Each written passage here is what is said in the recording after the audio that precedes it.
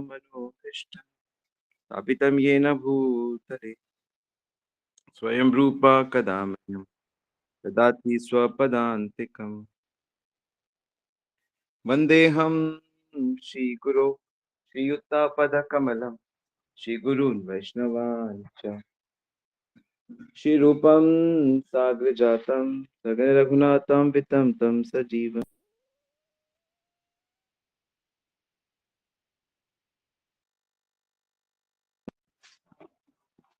सगन रघुनाथं वितं तं सजीवम् सावधूतं सावधूतं परिजन सहितं कृष्ण चैतन्य देवं श्री राधा कृष्ण पदान् सगन ललिता श्री विशाखान्वितं च।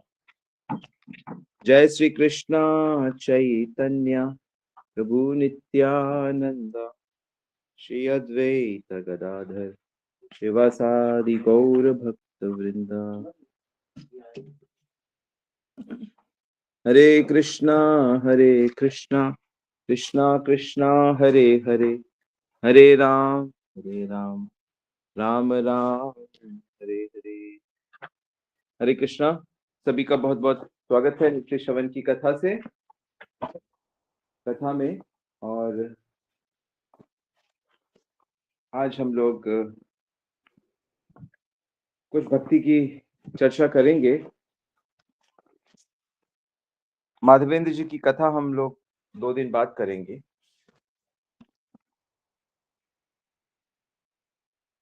तो भगवत प्राप्ति हम लोगों का लक्ष्य है। क्या आपने इसे अपने जीवन का सबसे महत्वपूर्ण लक्ष्य बनाया? भगवत प्राप्ति। जीवस्य तत्व जिज्ञासा नार्थो यशच कर्म भी। कि जीवन का जो परम लक्ष्य है वो तत्व जिज्ञासा है, परम सत्य को खोजना। परम सत्य सब जगह पे है, हर जगह पे विस्तार है उनका, लेकिन बिना भक्ति के प्रकट नहीं होता, बिना प्रेम के प्रकट नहीं होते। यह बात क्या आपको पता लग गई है या आपने बस अभी सुन ली? जैसे आपने सुना है सच बोलना चाहिए, सुना है कि नहीं सुना? लेकिन शायद ही कोई दिन जाता हो कि आप सच बोलते हो, झूठी बोलते हो। तो जीवन का परम लक्ष्य भगवत प्राप्ति है, यह होना जीवन की सबसे बड़ी घटना। भगवान को ढूंढने में आपको टाइम नहीं लगेगा, बस मुझे भगवत प्राप्ति करना है, ये संकल्प आपने आज तक नहीं लिया। ऐसा लगता है कि जैसे इतने जन्मों तक हमें भगवान नहीं मिले। अरे कितनी बार भगवान साक्षात आपके सामने आए हैं, राम अवतार, कृष्ण अवतार, नरसिंह अवतार, कितने अवतार और कितनी बार ये अवतार आपके सामने आए होंगे, लेकिन हमने उनको स्वीकार नहीं किया। क्यों स्वीकार करें? जब हमारी चेतना में वो सत्य बैठा ही नहीं है, जब हमारी मति है ही नहीं कि हमें भगवत प्राप्ति करनी है। हम तो माया के क्षेत्र में ही अपना सुख ढूंढ रहे हैं। तो इसलिए संकल्प सही लक्ष्य की जैसे ही समझ हो जाएगी, आप फटाफट प्राप्त कर लोगे। अरे अंधे लोगों ने प्राप्त कर लिया भगवान को, लंगड़ों ने प्राप्त कर लिया।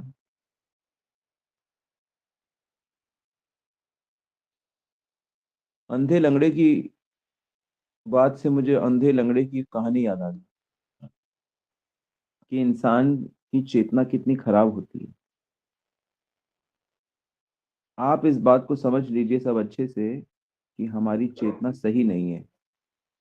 सही क्यों नहीं है चेतना? हम लोग पशु ही हैं। पशु क्यों हैं हम? पशु किसे कहते हैं? जो अपने को शरीर मानता है। हाँ बताइए, कौन कौन पशु नहीं है? पशु मतलब पशु जैसी चेतना। इसीलिए 84 लाख पशुओं की तो योनियां है। पशु की योनि में हम लोग भ्रमण करते रहते हैं। आ भ्रम भुवना लोका पुनरावृत्ति नो अर्जुन। पशु योनि में घूमते रहते हैं। एक बार की बात है कि एक जंगल में आग लग जाती है। आग लग जाती तो उसमें एक लंगड़ा और एक अंधा फँस जाते हैं। लंगड़ा और अंधा फँस जाते हैं। तो दोनों कहते हैं, "अरे! अरे! अरे यार क्या करें, क्या करें?" बोले, "अरे ऐसा करो, मैं तो चल नहीं सकता।" अंधा कहता, "मैं देख नहीं सकता।" कहता, "तू मेरे ऊपर बैठ जा और तू मुझे डायरेक्शन देता रहे। मैं तुझे बाहर निकाल दूँगा और तू मुझे डायरेक्शन देना तो हम दोनों का काम बन जाएगा।" अंधे लंगड़े मिल जाते हैं। जंगल में आग लग जाती है ना, जैसे अमेरिका में लगी हुई है ना, सारा लॉस एंजेलिस को खा कर रही है। बड़े-बड़े लोगों के घर जल गए, फार्म हाउसेस, कोठियाँ, महल जल गए। पाप करने से एक दिन आता है जब सब नष्ट हो जाता है। इसलिए पाप से बचना है। पाप माने भगवान के विरुद्ध चलना। पाप माने भगवान की बात सुनकर भी नहीं मानना। तो अंधा लंगड़ा किसी तरह जंगल पार कर जाते हैं, लेकिन उनमें एक बहस छिड़ जाती है। अंधा कहता है, "मेरे कारण तुम बाहर आ गए, क्योंकि मैं नहीं होता तो तुम तो वहीं पे लटके रहते, देखते-देखते जल जाते।" लंगड़े ने कहा, "मेरे कारण तुम बाहर आए हो? मैं अगर तुम्हें दिशा नहीं देता, तो तुम तो आग में जाके गिर जाते। तुम्हें तो पता ही नहीं किधर जाना है।" दोनों में झगड़ा हो जाता है। इतना झगड़ा हो जाता है कि दोनों एक पेड़ के नीचे बैठ जाते हैं, अलग-अलग पेड़ के नीचे। भगवान को देख के बड़ा आश्चर्य होता है। भगवान कहते हैं, "मुझे इनकी मदद करनी चाहिए।" भगवान उनके पास जाते हैं, पहले लंगड़े के पास। कहते, "बेटा क्या चाहिए बता? एक वरदान माँग ले।" जानते हो उसने क्या वरदान माँगा? उसने कहा, "उस अंधे की टाँगें छीन लो प्रभु, ताकि वो उसको पता लगे कि मैं नहीं होता तो क्या होता।" भगवान अंधे के पास गए और कहा कि अंधा व्यक्ति से बोल, एक वरदान माँग ले मुझसे। कहता, "मैं चाहता हूँ कि उस लंगड़े की आँखें छीन लीजिए आप।" तो भगवान ने कहा, "वाह, वाह!" भगवान ने तो सोचा कि वो ये माँगेगा कि मेरे को टाँगे दे दो और वो माँगेगा कि मेरे मुझे आँखें दे दो। लेकिन ये क्या माँग रहे हैं? दूसरों की चीज़ें छीनने में लगे हुए। तो ये है बुरी चेतना का असर। बुरे वक़्त में तो फिर भी हम लोग थोड़ा साथ आ जाते हैं, लेकिन जैसे ही अच्छा वक़्त आता है, मनुष्य एक-दूसरे से कट जाता है, क्योंकि उसकी चेतना दूषित है, अहंकार उसमें भरा हुआ है। मैंने देखा है लोगों को, जो लोग जितना शिक्षित हैं, जितना धनवान हैं, जितने शक्तिशाली पदों पे हैं, जितने फ़ेमस हैं, उनके मतभेद भी उतने बड़े होते हैं, उनका दुःख भी बहुत बड़ा होता है। इसलिए जीवन के सत्य को हमें महान भक्तों से सीखना होगा, महान भक्तों को जानना होगा, भगवान की बात बड़े ध्यान से सुननी होगी और जैसा मैंने कहा, उसका बार-बार उसको लिखकर उसका बार-बार चिंतन करना पड़ेगा। जितने भी महान काम होते हैं, वो चिंतन से ही होते हैं। चिंतन का अर्थ होता है आपने किसी बात को सबसे ज़्यादा सोचा हुआ है, उस पे ध्यान दिया हुआ। तो अब अगर मैं आपसे पूछूं कि आपने अपने जीवन में किन-किन बातों का चिंतन सबसे ज़्यादा किया है? सबसे ज़्यादा मन बुद्धि का जोर आपने किस चीज़ में लगाया है? तो आप उस चीज़ के पारंगत हो जाओगे। आपका मन, आपकी दिशा वही है,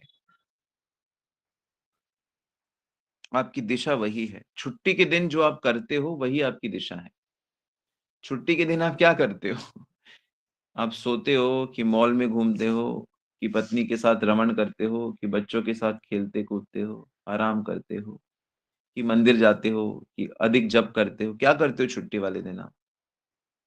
या जब आपको कभी खाली समय होता है, तब आप क्या करते हो? जब आप घर में अकेले रह गए, मान लो 5-6 घंटा, परिवार के सब सदस्य दूर गए, तब उस समय आप क्या करते हो? आपकी दिशा वह समय निर्धारित करेगा। तो स्वाभाविक ही जिन बातों का, जिन वस्तुओं का हमने बहुत अधिक चिंतन किया है, वही हमारे जीवन में दिशा निर्देश करेंगी और वही हमारे जीवन में कुछ समय में प्रकट हो जाएँगी। वही हमारे जीवन में प्रकट हो जाएगी। यदि आपके जीवन में कष्ट हैं, परेशानियाँ हैं, तनाव है, इसका मतलब है कि आपने इन्हीं चीज़ों का चिंतन किया है या उन चीज़ों का चिंतन किया है जिनके यह मित्रगण हैं, जो चिंताओं के साथ आते हैं। यानी आपने आनंद कंद भगवान का चिंतन नहीं किया। आपने आनंद कंद भगवान के शुद्ध भक्तों का चिंतन नहीं किया, आपने भगवत नाम, रूप का चिंतन नहीं किया। तो इसलिए पहले इन सब चीज़ों को बड़े ध्यान से आपको सिद्धांतों को जानना होगा। आपको इन सिद्धांतों को जानो और आप किसी भी भक्त से सीख सकते हो। ऐसा नहीं है कि आपको एक ही भक्त से सीखना है कि नहीं हमको तो बस नहीं, अनेक-अनेक जितने भी भक्त होते हैं, शुद्ध भक्त, वो सब भगवान की कृपा है। जैसे सूरज की अनेक-अनेक किरणें होती हैं, आप किसी भी किरण को अपने घर में आने दोगे तो उससे प्रकाश आ जाएगा आपके घर में। ठीक इसी प्रकार जितने भी शुद्ध भक्त हैं जो गंभीरता से भक्ति कर रहे हैं, अगर आप उसमें से किसी भी भक्त के प्रति श्रद्धावान बनोगे और उनकी शिक्षाओं का पालन करोगे तो आप भगवत प्राप्ति कर लोगे।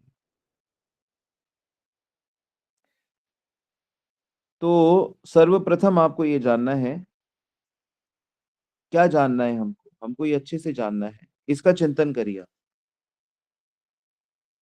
कि श्री कृष्ण परम ईश्वर हैं। ईश्वर परम कृष्ण सच्चिदानंद विग्रह ईश्वरं प्रकृते परम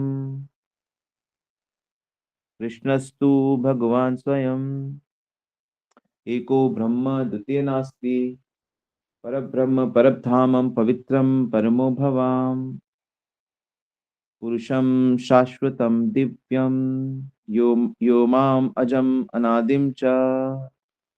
तो वेद मंत्र, गीता, भागवत, उपनिषद, पुराण सब कई कई प्रमाणों से भरे पड़े हैं। अकेले ईश्वर कृष्ण आर सब भृत्य। सो जो श्री कृष्ण है वो आदि पुरुष है। अहम अहम ही देवता नाम मनीषी नाम आदि नाम इमं विवस्वते योगम प्रोक्तावानम अव्ययम। तो भगवान आदि पुरुष हैं। भगवान श्री कृष्ण परम सत्य हैं। सत्यम शिवम सुंदरम जो कहा जाता है वो श्री कृष्ण के लिए कहा जाता है। जन्मादस्य यतः जो जन्म से रहित है, अजित है, अजितात्मा परमात्मना, जो जो परम आत्मा है वो श्री कृष्ण है, परम ईश्वर, ओरिजिनल पर्सन, आदि पुरुष। गोविंदम आदि पुरुषम तमहम भजामि।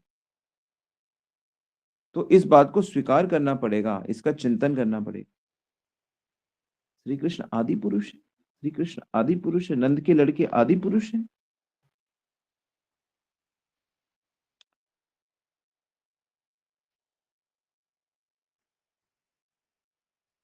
आदि पुरुष है वो। इस तो इसका इसका इसका लाभ क्या? अरे हम जितने भी लोग इस संसार में हैं या देवलोक में हैं या ब्रह्म लोक में हैं या किसी लोक में हैं, कोई भी आदि पुरुष नहीं है। श्री कृष्ण आदि पुरुष है। हाँ, सब कोई देह परिवर्तन वाले हैं, मे भी लंबा जीने वाले हैं। पृथ्वी में तो कोई 100 साल जी जाए तो लोग कहते हैं अरे बाप रे कितना लंबा जीवन। यहाँ देवता लोग लाखों साल जीते हैं, 60 लाख साल, 80 लाख साल, करोड़ साल। और ब्रह्मा जी की उम्र तो अरबों खरबों में है। लेकिन श्री कृष्ण के सामने वो भी कुछ नहीं है। तो जब आपको ये बात आपकी चेतना में उतर आएगी तब आप श्री कृष्ण आपके लिए विशेष बन जाएंगे। भगवान विशेष बनने, जब तक हम माया में हैं तब तक भगवान की विशेषता हमें अनुभूत होनी चाहिए। अब जैसे मेरे को एक चीज मेरे पता नहीं मेरे दिमाग में घुस गई है। जब से मुझे पता लगा कि ब्रह्मांड कितना बड़ा है, हमारा ब्रह्मांड, और मैंने कई बार क्लास में भी बताया है। तब से मेरे दिमाग में ये बात घुस गई है कि भगवान कितने बड़े थे, जब उनका एक छोटा सा अंश, एक ब्रह्मांड इतना बड़ा है। कितना बड़ा? शायद भी आपको याद दिलाता हूं। 1 लाख साल सूर्य की रोशनी की गति से उड़ेंगे तो हमारा ब्रह्मांड का एक तरफ पूरा होगा, सिर्फ हमारे ब्रह्मांड का। और ऐसे न जाने कितने ब्रह्मांड हैं, उसकी भी गिनती नहीं है। जितने हमारे ब्रह्मांड में तारे हैं, उससे ज्यादा ब्रह्मांड है, उससे ज्यादा ब्रह्मांड है। तो ऐसे श्री कृष्ण, जिनके रोम कूपों से महाविष्णु के रूप में अनंत ब्रह्मांड प्रकट होते हैं, ऐसे अद्भुत आदि पुरुष भगवान है। यह तत्व आपकी पकड़ में आना चाहिए कि आप किसकी ओर जा रहे हो, किसकी बातें आपको माननी है। तो इसका चिंतन करोगे और चिंतन करोगे। न लक्ष्यते मूर्धृशो अधोक्षजम अव्ययम। कृष्ण इंद्रियों के परे हैं। क्या? कृष्ण इंद्रियों के परे हैं, मतलब हमारी ये आंख उनको नहीं देख सकती, पर क्योंकि हमें उनका थोड़ा अनुभव हो, इसलिए शास्त्रों में वर्णन है, इसलिए विग्रह बनाए जाते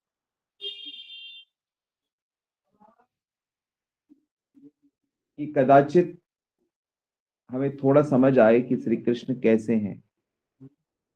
आंख, कान, कमल नेत्र हैं उनके, बरहा पीरम नटवर बपू कर्णयो कर्णिकारम।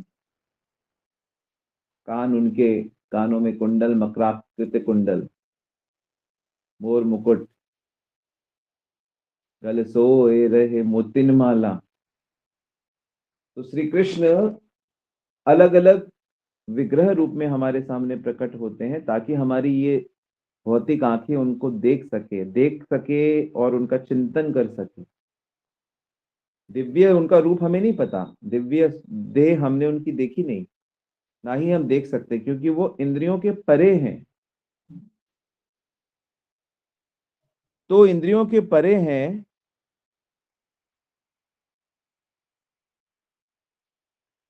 तो क्या करें? इंद्रियों के परे हैं तो क्या हुआ? दिव्य इंद्रियों से उनको देखा जा सकता है। अर्जुन ने कहा, प्रभु मैं आपको देखना चाहता हूँ। अरे विश्व रूप देखना चाहता हूँ, पर मेरे पास आंखें, तू कैसे देखेगा? मैं तो इंद्रियों से परे है मेरा रूप। तो आप दे दीजिए महाराज आंखें। अच्छा ले लो, देख लो। विश्व रूप दिखाया, वो तो देवताओं का रूप है। दिव्य रूप तो अर्जुन देख ही रहा है। दिव्य रूप क्या है? दिव्य रूप प्रेम रूप। प्रेम की आंखों से कृष्ण समझ आते हैं। तो इंद्रियों से परे होने के बावजूद जो भगवान का चिंतन करेगा, जो भगवान को देखने की कोशिश करेगा, यो माम पश्यन्ति सर्वत्र च मयि पश्यामि, जो मुझे देखने की कोशिश करेगा, सबके हृदय में कोशिश करेगा, विग्रह में कोशिश करेगा, गुरु में कोशिश करेगा, अरे अपने भीतर कोशिश करेगा। आपको अपने भीतर कोशिश करनी है, बाहर कोशिश करनी है। तो जो बार बार चिंतन करेगा करेगा करेगा करेगा, तो उस पे फिर भगवान दिव्यता प्रदान करेंगे। ऐसा नहीं है कि वो प्रभुपाद को दिव्यता प्रदान कर दी, रूप गोस्वामी को कर दी, भक्ति सिद्धांत महाराज, भक्ति जगन्नाथ दास बाबा जी महाराज को कर दी, हमें नहीं कर दी। हमें नहीं कर रहे, हम तो गृहस्थ हैं, हम तो स्त्री हैं, हम तो अभी युवा अवस्था है, अब तो हम तो कलयुग के हैं। अरे भगवान के लिए कोई काल नहीं, कोई युग नहीं, भगवान के लिए सब बराबर होता है। धन्ना जाट को जब कर सकते हैं, अरे काग भुषुंडी कौआ था, कौआ, कौए ने भगवत प्राप्ति कर ली, गिलहरी ने भगवत प्राप्ति कर ली राम जी की, गजेंद्र ने भगवत प्राप्ति कर ली हाथी शरीर में। पिंगला ने भगवत प्राप्ति कर ली, अजामिल ने भगवत प्राप्ति कर ली, सबने कर ली भगवत प्राप्ति। विनोद ठाकुर भक्ति विनोद कहते हैं कि जगाई मदाई ने प्राप्त कर लिया और भक्ति विनोद बैठे हुए हैं, अभी तक हमने प्राप्ति नहीं करी। विनोद था कि लोग बसी, विनम्रता भाव कह रहे हैं, विनम्र भाव से कह रहे हैं भक्ति विनोद ठाकुर, पर एक्चुअली में उन्होंने प्राप्त कर ली है भगवत प्राप्ति। भगवत प्राप्ति का क्या मतलब होता है? भगवत प्राप्ति का मतलब होता है 24 घंटे उनका आभास रहना, उनकी प्रेजेंस फील करना, उनके साथ अपना संबंध स्थापित करना, 24 घंटे अपने को उनका सेवक की स्मृति याद रहना, इसको भगवत प्राप्ति कहते हैं। सनातन गोस्वामी मदन मोहन जी से विग्रह से बात करते हैं, रूप गोस्वामी अपने विग्रह राधा दामोदर जी से बात करते हैं, गोपाल भट्ट गोस्वामी राधा रमन जी से बात करते हैं। सब उनके लिए भगवत प्राप्त पुरुष जो हैं वो भगवान से बात कर सकते हैं, देख सकते हैं, छू सकते हैं, महसूस कर सकते हैं। तो भगवत प्राप्ति कोई बहुत बहुत बड़ी चीज नहीं है। बड़ी चीज तब होती है जब जब ठीक ठीक ज्ञान नहीं होता है। ठीक ठीक ज्ञान कब होता है? जब आप उसका चिंतन करते हो। आप लेकिन चिंतन ही नहीं करते। आप थोड़ा सा प्रवचन सुनते हो, थोड़ा सा ग्रंथ पढ़ते हो, फिर ज्यों के त्यों, फिर संसार का चिंतन, दिन भर संसार का चिंतन, मनुष्यों का। मनुष्य में भी किसका चिंतन? उनके आत्म तत्व का चिंतन नहीं, उनके शरीर का चिंतन। और शरीर में भी कौन मेरा है, कौन पराया है, कौन मेरे अनुकूल है, कौन मेरे प्रतिकूल है, कौन मुझसे खुश है, कौन मुझसे नाराज है। अरे किसी के बारे में कुछ मत सोचो, सोचो ही मत। सिर्फ ये सोचो कि ये भगवान का अंश है, ये भगवान का भक्त। ये सोचो कि मुझे भगवत दर्शन कैसे होंगे, मुझे भगवान की प्राप्ति कैसे होगी। यानी कि चिंतन, थिंकिंग। मैया आवेशा मनो, मेरे को अपना आवेश होना चाहिए मुझे। मैया वेशा मनो ये मां नित्य युक्ता उपासते तस्याहम सुलभम पार्थम। कि जो जिसने अपना मन 24 आवर्स मुझ में रखता है उसको मैं प्राप्त होता हूं। लेकिन हम अपने मन को थोड़ी देर जब करते हुए रखने की कोशिश करते हो, बाकी समय तो खुला उसको छोड़ देते हैं। जाओ बेटा, जहां जाना है जाओ। मोबाइल में फोन कर करके, वीडियो कॉल कर करके, बातें कर करके, खान की, पान की, दुकान की, हम बस उसमें लगे रहते हैं दिन भर। भगवत चिंतन की कोशिश कब करेंगे? कौन समझाएगा आपको अंदर से जाकर क्या चिंतन कर रहे हो? इसलिए भगवत प्राप्ति कई बार मुश्किल हो जाती है, क्योंकि हम अपने मन को अपने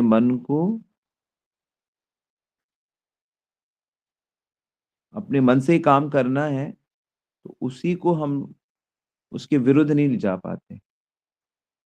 मन कहता है अच्छा नहीं लग रहा कृष्ण का ध्यान, बोरिंग लग रहा है, कुछ और दिखाओ, कुछ और बताओ। तो मन को कैसे कंट्रोल करते हैं? जानते कैसे कंट्रोल करते हैं? जैसे कि मदारी बंदर को कंट्रोल करता है। कैसे कंट्रोल करता है पता है आपको? एक रस्सी में बांध देता है बंदर, और रस्सी में बांध कर खूंटी से बांध देता है।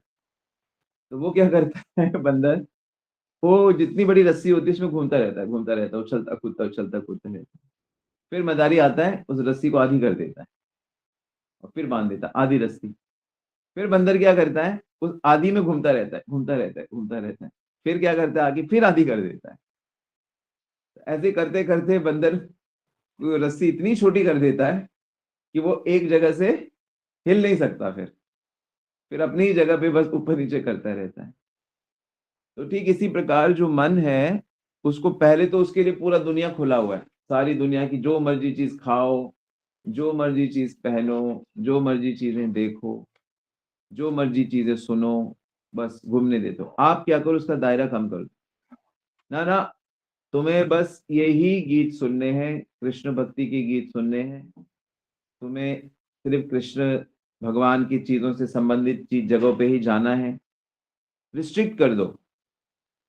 ये नहीं कि अजंता एंड एलोरा देखने जा रहे हो, कुल्लू और मनाली जा रहे हो, गोवा और शिलोंग जा रहे हो,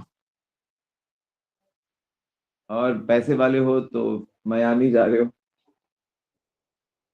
स्विट्जरलैंड जा रहे हो, होनोलुलु,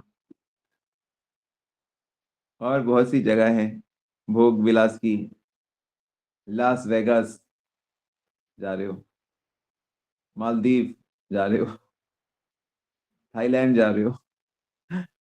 इंद्रियों के लिए सारी जगह खुली पड़ी है। तो पहले उसका दायरा कम कर दो कि नहीं, तुम सिर्फ कृष्ण भक्ति जगह पे जाओ, खाने का दायरा थोड़ा कम कर दो। फिर धीरे धीरे और कम कर दो, ना ना, अब गीत तुम्हें कृष्ण गीत नहीं सुनने, अब तुम्हें सिर्फ वैष्णव आचार्यों के गीत सुनने हैं। अब तुम्हें वैष्णव आचार्य के गीत सुनने हैं। तो ऐसे दायरा उसका धीरे धीरे रस्सी कम करते जाओ। और फिर आप देखना कि जब मन सिर्फ कृष्ण में जाएगा और हर जीव के भीतर जब सिर्फ कृष्ण को देखेगा, और हर जीव को जब वो कृष्ण की शक्ति में देखेगा, और हर घटना को जब मनुष्य भगवत साक्षात्कार में देखेगा, भगवत संबंध में देखेगा हर चीज को, तो उसका मतलब उसका मन भगवान में लग गया है, तब उसको भगवत प्राप्ति है। आप सोचोगे कि नहीं बस मैं 16 माला कर रहा हूं और मैं पीछे की डोर से बैक टू गॉडेड चला जाऊंगा, ऐसा नहीं होता है। ऐसा नहीं होता है। जब तक मन भगवान, जब तक प्रभुपाद ने कहा है अगर एक रसगुल्ले में भी आसक्ति है ना, तभी भी आपको वापस आना पड़ेगा। जब तक वायरस शरीर से पूरी तरह नहीं निकलेगा, तब तक आपको प्रेम की प्राप्ति नहीं होगी।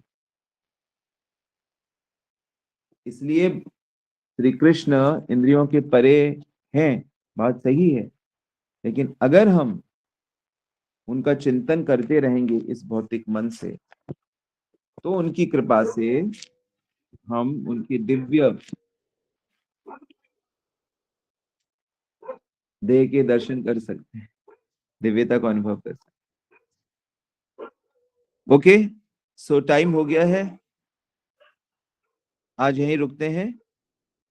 हरे Krishna, thank you very much. So किसी का कोई प्रश्न है तो आप पूछिए।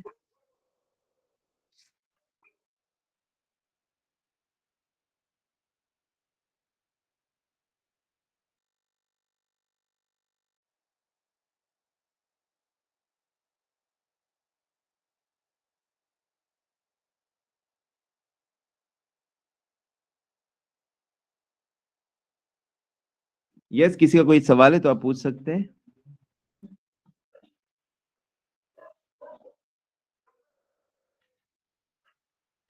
तो आज की ये क्लास मैं संगम से कर रहा हूँ। संगम आपको पता है महाकुंभ, प्रयागराज से ये मैं क्लास कर रहा हूँ।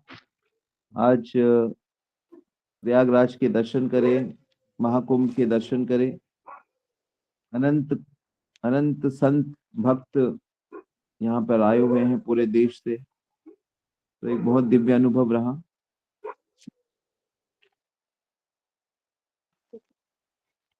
हरे कृष्णा प्रभु जी, दंडवत प्रणाम। दंडवत प्रणाम माता जी। प्रभु जी, आपने वहां पे सब तरह के साधु देखे, नागा साधु और जो जो भी अलग अलग अखाड़े के सब आए हुए हैं, सबको देखा? यस।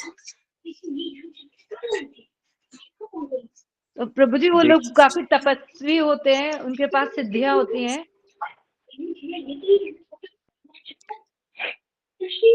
जितने भी साधु होते हैं उनके पास क्या सिद्धियां हैं, क्या सिद्धियां नहीं है, ये तो मुझे नहीं पता, पर मुझे इतना पता है कि सबके भीतर भगवान रहते हैं, और इसी भाव से हमने सबको प्रणाम किया। और लेकिन सुख शांति तो हमको हमारे इस्कॉन के टेम्पल में जाकर मिली, जहाँ पर भगवत कीर्तन, भगवत भक्त, भगवत प्रसाद, भगवत चेतना अधिक थी। दूसरी जगह ज्यादा मैंने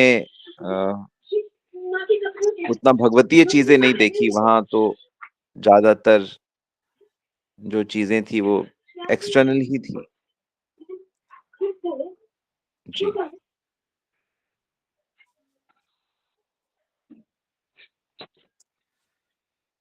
और प्रभु जी, महाकुंभ में स्नान का क्या महत्व है? इसमें मतलब जो इतने लोग जा रहे हैं, तो क्या उनको क्या फायदा हो रहा है इस स्नान से? किस लिए इतने लोग, इतनी भीड़ जाते, क्या है इसका? ध्यान से जो मेरे को अनुभव हुआ, जो मूल जो अनुभव की बात है, देखो, अ, यह एक संत समागम है। पूरे पृथ्वी के भक्त और देवलोक से ऋषिगण सब लोग यहाँ पर आते हैं। यहाँ तक कि चैतन्य महाप्रभु तो मुझे पता नहीं, हाँ, नित्यानंद प्रभु आए इधर, पांडव लोगों ने स्नान किया, भगवान राम भी सीता माता जी के साथ कुंभ में आए थे, और अनेक अनेक महान आचार्य शिला प्रभुपाद भी यहाँ पर आए। पर प्रभुपाद ने यही बात बोली है कि ये कुंभ में आना स्नान नहीं है, स्नान करने के लिए कुंभ में नहीं आना चाहिए। कुंभ में आकर यहाँ पर शुद्ध भक्त ढूंढना चाहिए, जिनके जीवन में नहीं है कोई ऐसा भक्त जो, क्योंकि यहाँ पे सारे संत आए हुए हैं, सारे संतों के अखाड़े हैं यहाँ पे। मतलब आप कल्पना नहीं कर सकते कितना विशाल है ये। जब मैं ये कह रहा हूँ तो मतलब ये सच बात है। सो बहुत हजारों लाखों के, हजारों, मतलब मुझे जहां तक मेरा हिसाब है 50-60 हजार कैंप तो होंगे ही। क्यों? 50-60 हजार बड़े बड़े कैंप। सो प्रभुपाद ने कहा कि मेनली हमें यहाँ पे आना चाहिए ताकि हम लोग शुद्ध भक्त को ढूंढ सके। तो हम लोगों को तो भक्त मिल ही गए हैं। तो ज्यादातर जो लोग इसलिए आते हैं कि जब देवासुर संग्राम देवासुर संग्राम के बाद जब वो लोग ये तय करते हैं कि नहीं, हमको मथना चाहिए समुद्र को, जब भगवान विष्णु के कहने पे, तो उसमें से अमृत प्रकट होता है, और अमृत को पीने से अमर हो जाएंगे, अमर हो जाएंगे, अमृत को पीने से अमर हो जाएंगे। तो भगवान मोहिनी का रूप कर ढूंढते हैं, बनकर आते हैं, और देवता असुर को पिलाने लगते हैं। तो असुरों को तो सिर्फ दिखाते हैं, पिलाते देवताओं को है।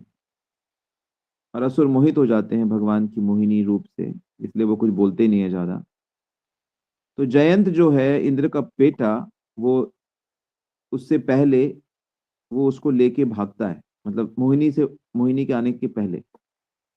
तो उसके पीछे असुर पड़ जाते हैं, तो वो भागते भागते वो 4 जगह पे उसको रखता है, उज्जैनी, नासिक, हरिद्वार और प्रयाग। तो जब वो रखता है और उसको उठा के ले जाने लगता है, तो कुछ छलक जाता है और यहाँ के जल में गिर जाता है। त्रिवेणी में, गोदावरी में, शिप्रा में, उज्जैनी में शिप्रा नदी बहती है, और हरिद्वार में गंगा नदी। तो ऐसा मानते हैं कि विशेष विशेष उन तिथियों में इस जल में अमृत का वास होता है। तो जो उस जल में स्नान करेगा उसे मोक्ष की प्राप्ति होगी, ये सारे दुख मिट जाएंगे। तो मूल बात ये है। तो असली बात यह है कि जो हम वैष्णव भक्त हैं, हमें तो मोक्ष की दरकार ही नहीं है। हमें तो क्या जरूरत है मोक्ष की, दरकार क्या है? हम तो मोक्ष को छोड़ना चाहते हैं। हम तो कहते हैं प्रभु सब कुछ दो, मोक्ष ना दो। तो अगर कोई आता है कि नहीं मुझे मोक्ष की प्राप्ति करनी है, मुझे डुबकी लगानी है, तो वो तो महामूर्ख है। उसको तो समझ ही नहीं है फिर क्या है क्या नहीं। वो तो समझा ही नहीं, वो तो भक्ति समझा ही नहीं। तो फिर कोई कहे कि फिर हम क्यों जाएं? हम इसलिए जाएं कि हम भक्तों के दर्शन करें। भक्तों के दर्शन से, और जैसा प्रभुपाद ने कहा, तो कहा प्रभुपाद जी फिर आप लोग क्यों आते हो? हम लोग इसलिए आते हैं, प्रभुपाद लोग इसलिए कैंप लगाते हैं कि लोगों को भक्त कृष्ण प्रसाद खिलाएं, हरि नाम सुनाएं, ग्रंथों का वितरण करें। आज हम लोग, आप लोगों ने कई ग्रंथ स्पॉन्सर किए, तो भक्त लोग करीबन 100 ग्रंथ बांट कर आए, और कई लोगों को कृष्ण नाम की, कृष्ण कथा की प्रेरणा दी, और गुरुदेव के, प्रभुपाद के ग्रंथ बांटे, गीताएं बांटी। तो वो लोग भक्ति से जुड़े। क्योंकि ज्यादातर जो लोग आते हैं वो कुछ समझते नहीं है। मैंने देखा कि बहुत से तो लोग हैं जो नशाई कर रहे हैं, चाय पी रहे हैं, बीड़ी पी रहे हैं, सिगरेट पी रहे हैं, साधु बने घूम रहे हैं, और उनका मांग रहे हैं एक दूसरे से बस। तो इसकी आध्यात्मिक आध्यात्मिक एजुकेशन की बहुत कमी है। केवल कपड़ा रंगाने से, या गेरुआ पहनने से, या किसी अखाड़े को ज्वाइन करने से साधु नहीं कहा जा सकता। उसको दिखता जरूर है, लेकिन आध्यात्मिकता दूर है अभी। आध्यात्मिकता इतनी आसान नहीं है, मूल बात ये है। आध्यात्मिकता आसान नहीं है। जब तक सच्चा प्रयास ना किया जाए, यह अनुभव में नहीं आता। ओके, तो ये बात है। थैंक यू प्रभु जी, आपने बहुत अच्छे से समझाया, बहुत बढ़िया से इस चीज को ये क्लियर हमें मोक्ष का किया। लालच नहीं है। मुक्ति कहे गोपाल से, मेरी मुक्ति कैसे होए। मुक्ति देवी खुद कह रही है कि मेरी मेरी मुक्ति कैसे होगी। तो भगवान कहते जाओ, मेरे भक्तों की चरण धूल लो, ब्रज में जाओ, तब तुम्हें सुख मिलेगा, कष्टों से बचोगे। तो भक्ति हमारा लक्ष्य है, ना भुक्ति, ना भोग, ना मोक्ष। भुक्ति मुक्ति स्पृहा, जब तक ये भावना रहेगी तो भक्ति नहीं मिलेगी। ये कारण। तो भक्त लोग आते हैं कि भाई, अधिकांश लोग तो भक्त संघ के लिए आते हैं। हरि भक्त लोग जो आते हैं, भक्त संघ के लिए आते हैं। अच्छा संघ है, अच्छा अनुभव है, भक्तों के दर्शन से पवित्रता आती है। हम तो इसी भाव से आए हैं। हरि बोल। हरे कृष्ण प्रभु जी, धन्यवाद प्रणाम। और गंगा जी में स्नान करना, गंगा जी में स्नान करने से पाप थोड़ी धुलते हैं। गंगा जी में स्नान करने से अगर पाप धुलते तो अभी तक सारे लोग निष्पाप हो गए होते। गंगा जी को मानता कौन है कि विष्णु का चरण अमृत है, ये चरण जल। जो ये मानेगा कि ये भगवान का चरण विष्णु पद जल, इस मानने से, इस भावना से जब जब तक डुबकी नहीं लगाएंगे, जिस भावना से जब तक नहीं होगी। शास्त्र तो कहता है कि आप अपने बाथरूम के क्या कहते हैं, जल में भी अगर गंगा जमुना की भावना कर दो तो वो वैसे ही काम करेगा। तो ज्यादातर लोग ये समझते ही नहीं। वो सोचते कि शरीर को डुबाने से पाप धुलता है। शरीर को डुबाने से पाप नहीं धुलता, मन को डुबाने से पाप धुलता है। तो जब तक उस जल में भगवान की भावना नहीं होगी, चिंतन नहीं होगा, वही बात आ गई ना घूम के। जब तक मन नहीं लगाओ तब तक बात नहीं बनी। हरे कृष्णा।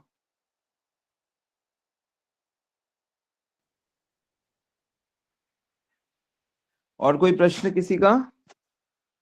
हरे कृष्ण प्रभु जी, धन्यवाद प्रणाम। जी माता जी।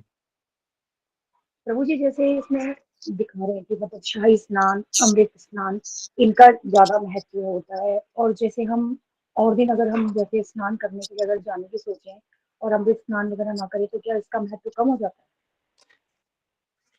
महत्व वगैरह कुछ नहीं है। महत्व बस इसी चीज का है कि आप अपने को ठीक करना चाहते हो, आप अपने मन को शुद्ध करना चाहते हो, इसका महत्व है। कोई ऐसा नहीं है कि तुमने यहाँ इतनी डुबकी लगाई, तुमने 12 ज्योतिर्लिंग के दर्शन करे, तुमने 4 धाम की यात्रा करी, तुमने, इससे नहीं होता है। इससे कुछ खास नहीं होता है। इससे ये होता है कि एक अवसर मिलता है, क्योंकि धामों में भगवान के वहां पे साधु लोग रहते हैं, तो आपके साधु से मिलने के चांसेस बढ़ जाते हैं। जैसे कोई व्यक्ति शादियों में जाए तो उसकी शादी होने के चांसेस बढ़ जाएंगे। कोई व्यक्ति कॉलेज के आसपास रहे तो उसके पढ़ने के चांसेस बढ़ जाएंगे। कोई शराब खाने के आसपास रहेगा तो उसके शराबी होने के चांसेस बढ़ जाएंगे। तो इसी प्रकार जो तीर्थों में जाता है, जो पवित्र उसमें जाता है मंदिरों में, उसकी चांसेस बढ़ जाते हैं कि वो भगवान की भक्ति को पकड़ सकता है। लेकिन भगवान की भक्ति तो वही वही है जिसमें उसको ये समझ में आ गई है कि मुझे अपना मन भगवान को देना है, मुझे भगवान सब में भगवान को देखना है। तो जब तक चेतना में ये बात नहीं आएगी, आपका चाहे जितने मर्जी धाम में कर लो। अरे आप क्या बात कर रहे हो, विजय माल्या को मैं जानता हूँ। विजय माल्या का नाम सुना है ना आप लोगों ने? तिरुपति बालाजी में उसकी हाँ अपनी जी, हाँ जी। कोठी है। हर धनाढ्य की तीर्थों में अपनी कोठियां हैं। तो कोठी होने से क्या होता है? आप पूरा टाइम शराब पी रहे हो, आप सब औरतों के साथ घूम रहे हो, फ्री आपका हर चीज है, तो आपकी चेतना तो दूषित है। तो धाम में आपकी कोठी है, उससे क्या फर्क पड़ता है? सारा जो खेल है वो तो कॉन्शियसनेस का खेल है। ये बात है, ठीक है। हाँ जी प्रभु जी, धन्यवाद प्रभु जी, धन्यवाद। मन चंगा कटौती में गंगा ऐसे ही नहीं कहते हैं। मन जीतने हाँ से जी ही भगवान की प्राप्ति होती है। अगर हरिद्वार जा रहे हैं या कुंभ में जा रहे हैं तो उसे भगवान का चरणोदक, चरण जल समझकर आप उसमें स्नान करेंगे, तब जाके आपकी चेतना शुद्ध होगी और भगवत प्रेम का आविर्भाव होगा। अरे आप किसी मनुष्य को अगर आप भगवान उसके अंदर देखोगे, किसी संत को उसके अंदर भगवान के दर्शन करोगे कि मेरे प्रभु इनके अंदर है, और अपने ही दर्शन करोगे कि इसी भाव से कि मेरे अंदर भगवान रहते हैं, तो वही फल मिलेगा। दर्शने पवित्र करो यही तुम्हारा गुण। भगवत स्मृति, भगवत चिंतन ही, भगवान का स्मरण ही असली दवाई है। बाकी सब फिजिकल है, फिजिकल एक्सरसाइज। पर हम कुछ जो जानते नहीं है, जो राजनीतिज्ञ हैं, देखो उनको तो ऐसे काम करने हैं कि जो चीजें बड़ी हो, बहुत बड़ी हो, सुव्यवस्थित हो, तभी उनका नाम होगा। तो ज्यादातर जो अपने अपने एरिया के लोग होते हैं वो अपने प्रोफेशन को ही बढ़ाते रहते हैं। पर मूल जो बात है वो मन का लगाव होना चाहिए भगवान से, भक्तों से, गुरु से, और भगवान की कथा, लीला, नाम, रूप, इनसे। इसी को भक्ति कहते हैं। ओके। जी प्रभु जी, धन्यवाद धन्यवाद। हरे कृष्ण प्रभु जी, दंडवत प्रणाम। हरि बोल। प्रभु जी, जो हमारी क्लास स्टार्ट हुई थी वो उसके लाइक इससे स्टार्ट हुई थी कि लाइक हमारा क्या लक्ष्य है भगवान से, लाइक हमारा लक्ष्य क्या है।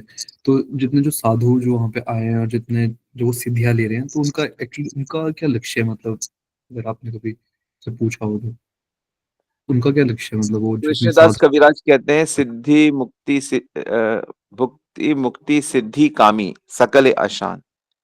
तो जिनका लक्ष्य है कि हमें पावर्स देनी है, हम प्रकृति को नियंत्रण करना चाहते हैं, तो योगी लोग होते हैं, कुछ सिद्ध पुरुष होते हैं, तो वो उस हिसाब से एंजॉय करना चाहते हैं। उनको पावर आ जाती है, वो एक साथ कई जगह पे रह सकते हैं। पावर आ जाती है, पानी पे चल सकते हैं। पावर आ जाती है, किसी भी चीज का ध्यान करेंगे वो चीज प्राप्त कर सकते हैं। तो वो विशेष विशेष पावर है जो देवताओं के पास है, ऊपर के प्लैनेट्स के लोगों के पास है। तो वो उस तरह से सेंस ग्रेटिफिकेशन करना है। जैसे रावण है, हिरण्यकश्यप है, सिद्ध पुरुष है, इतना पावर है कि सूर्य चंद्र को तक, समुद्र को, आकाश को, हवा को, पानी को, सब पे उनकी पावर कंट्रोल कर सकते हैं।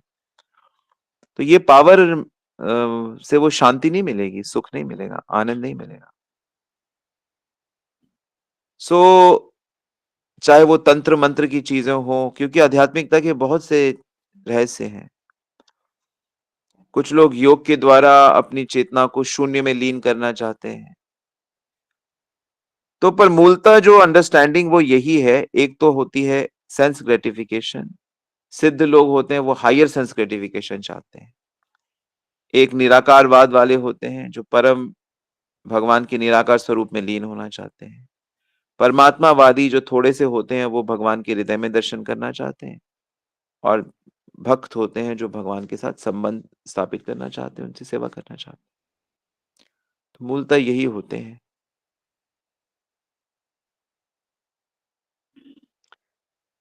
कुछ लोग वैराग्य प्रधान होते हैं, कुछ लोग मंत्र प्रधान होते हैं, कुछ लोग अलग अलग हैं, बहुत है, अनलिमिटेड। पर जो मैंने बताया चार जो है वो मूल हैं: कर्म, ज्ञान, ध्यान और भक्ति। तो इसमें से आप चैतन्य महाप्रभु की कृपा से हम लोगों को शुद्ध भक्ति की प्राप्ति हुई है। ओके। थैंक यू प्रभु जी। अभी क्या है ना कि आप लोग जैसे बहुत सारी चीजें देखते हो, सुनते हो, और विशेष करके मटेरियल वर्ल्ड में टेलीविजन देखते हो, वीडियो, अब तो वीडियोस भी बहुत सारे देखते हो, और आप लोगों को ना भी गीता भागवत का, वेदांत का भी अच्छे से ज्ञान नहीं हुआ है।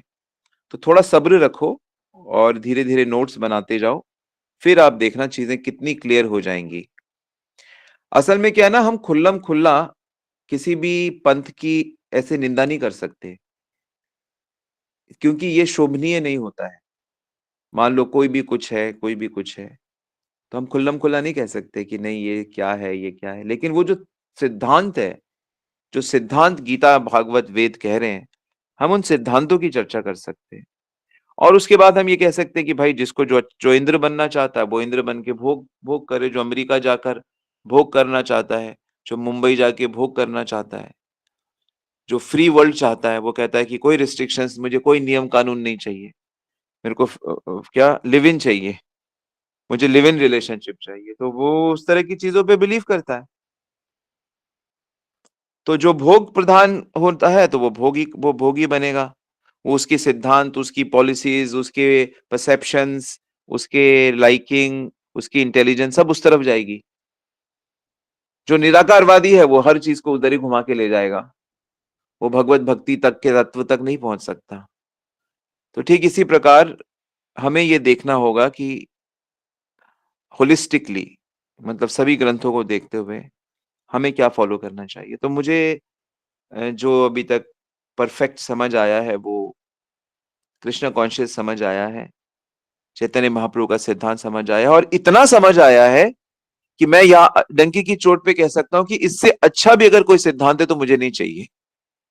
मुझे इतना समझ में आया है कि इससे अच्छा अगर आप कोई सिद्धांत ला सकते हो तो मैं ये कहूंगा कि मुझे वो भी नहीं चाहिए। ये इतना अच्छा सिद्धांत है कृष्ण भक्ति का, चैतन्य चैतन्य महाप्रभु के द्वारा दिखाया गया जो ये प्रेम का जो सिद्धांत है। तो इसके बाद में और क्या कह सकता हूँ। हरे कृष्णा।